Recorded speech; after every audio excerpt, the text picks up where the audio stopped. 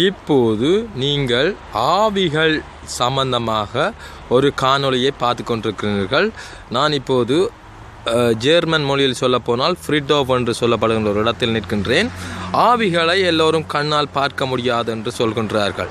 ஆனால் நான் இன்று உங்களுக்கு ஆவியை உங்கள் கண்ணால் பார்க்க செய்ய போகின்றேன்.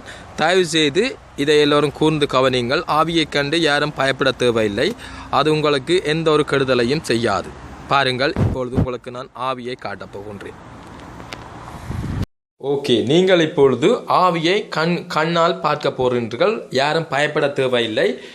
ஒன்றும் சின்ன பிள்ளைகள் பயப்பட தேவையில்லை, பெரியாக்களும் பயப்பட தேவையில்லை. படிவா அவதானிக்கவும். இந்த ஆவி யாருக்கும் எந்த தீங்கும் செய்யாது. படிவாக பாருங்கள்.